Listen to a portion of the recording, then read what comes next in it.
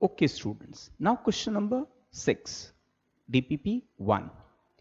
So students, in this case, again they are asking ki which will undergo addition with HBr will form only a pair of diastereomer.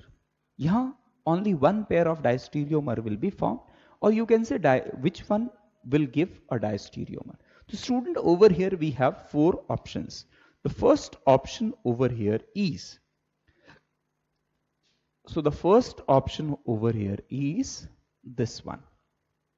अभी students अगर आप इसे HBr से react करवाएंगे, आप इसे HBr से रिएक्ट करेंगे H प्लस और Br minus, so H plus will attack and definitely इस जगह पे जो कार्बोकैटायन फॉर्म होता दिखेगा आपको, वो क्या होगा? Carbocation will form at this place, isn't it?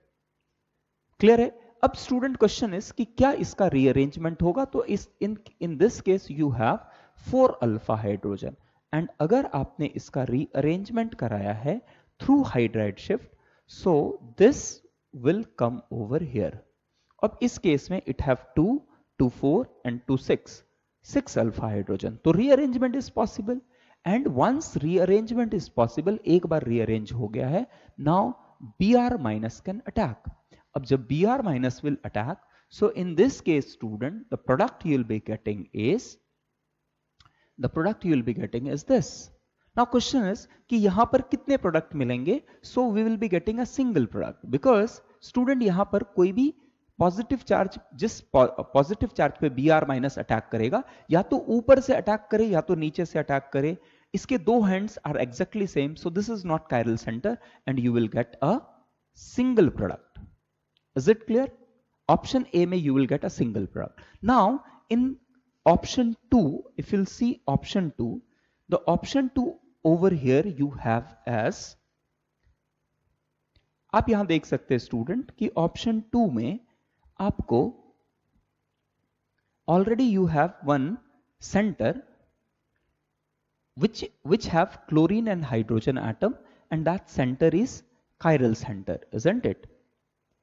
अभी स्टूडेंट्स इस केस में जब आप इस मॉलिक्यूल को HBr के साथ रिएक्ट कराओगे, HCH3, and when you react it with HBr, so this is the second option. So student, in this second option, जब आप इसे HBr के साथ रिएक्ट कराओगे, so what will happen? H plus will attack on this alkene, and when it will attack in such a way that the carbocation generated is most stable. So इस case के लिए students जो आपको intermediate मिलेगा, this will be the intermediate that will be formed. Is it clear?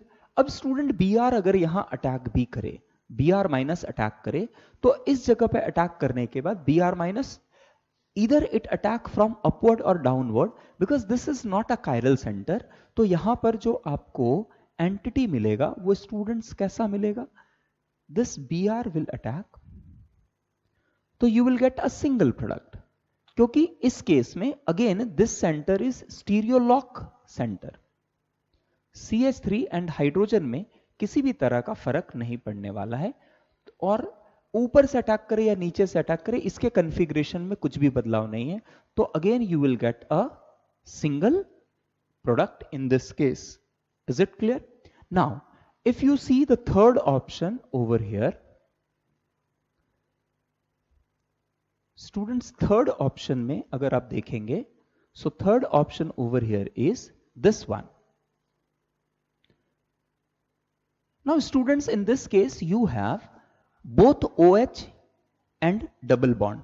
Now question is, H plus, when HBr will react, HBr will react in such a way that it will generate a most stable carbocation. Now this part is very important, because student whenever आपको reactant में OH और double bond दोनों ही मिल जाए, उस case में question is कि वो कहां पर अटैक करेगा, वो किस जगह पे अटैक करेगा और कार्बोकैटायन कहां बनेगा? क्या ये H plus will attack on this double bond alkyne पे अटैक करेगा, या फिर इस अल्कोहल पे अटैक करेगा?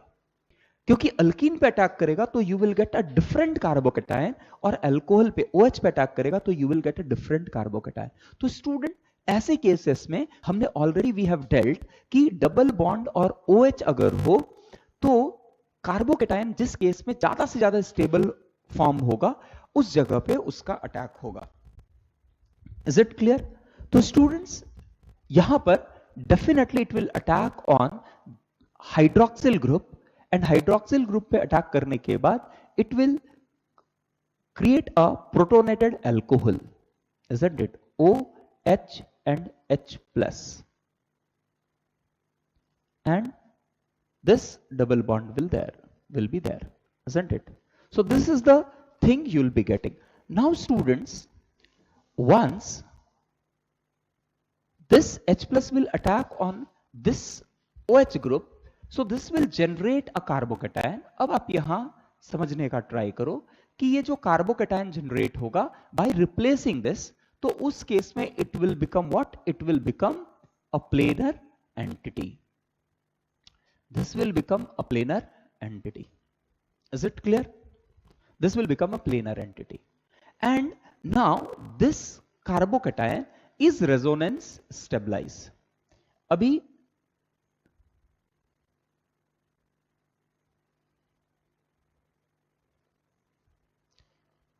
you will be getting another structure as this. So these two are resonating structure. Is it clear? These two are resonating structure. So out of them, this and this, which one is more stable? This is more stable. तो इसका contribution ज़्यादा होगा. तो when now Br minus will attack, Br minus will prefer to attack on the carbon atom which have more stable del plus charge. तो it will attack over here. अब जब attack करेगा students, तो attack होने के बाद this Br will get added over here. अब ये स्टूडेंट्स Br यहां पर इस कार्बन पे जब अटैक करेगा तो ये अपवर्ड अटैक करे या डाउनवर्ड अटैक करे इससे कुछ फर्क नहीं पड़ने वाला है, क्योंकि this is not chiral centre.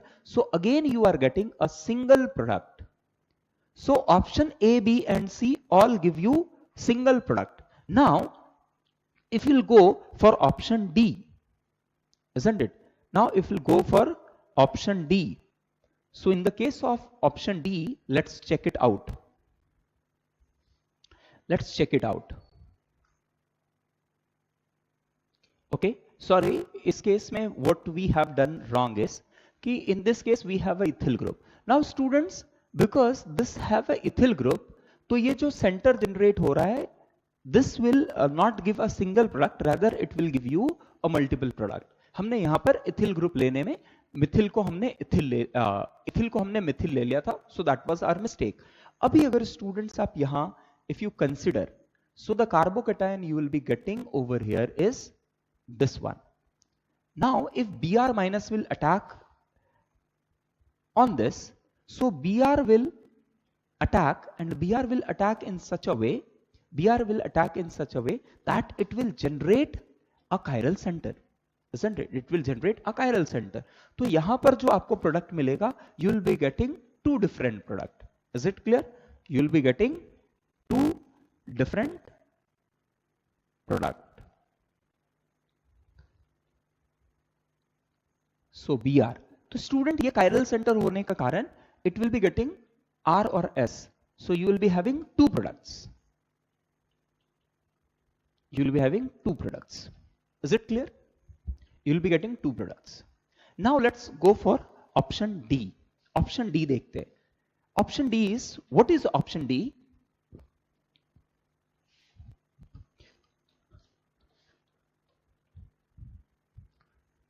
Option D is, students, we have a look on option D.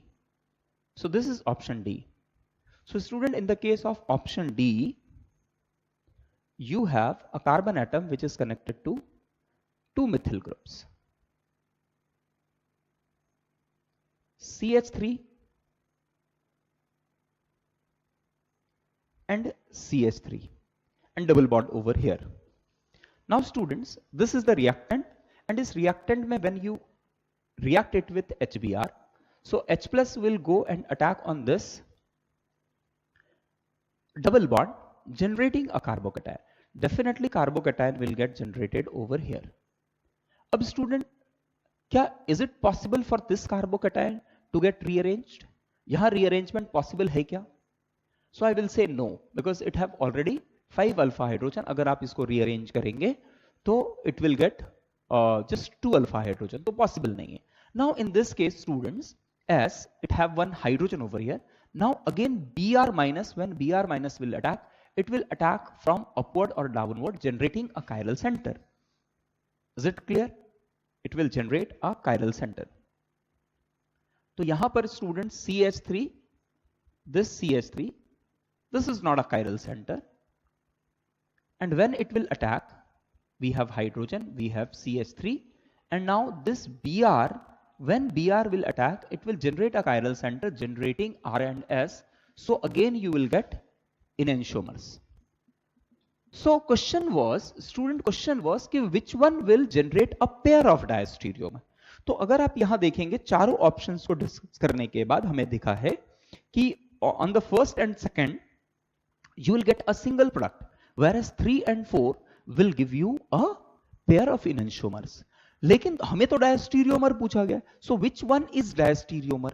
तो यहां कहीं डायस्टीरियोमर मिल सकता है क्या? This is the option. अब ये ढूंढना था आपको. तो स्टूडेंट थर्ड में तो there is no possibility, isn't it?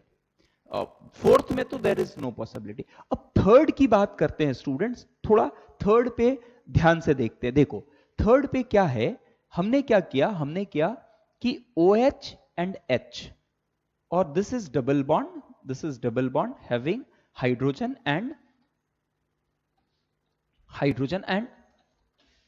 it is connected to this methyl and ethyl group. Now students, हमने we have attacked it over OH, isn't it? Now students, there is another possibility कि ये oxygen पे ना attack करके double bond पे attack करे.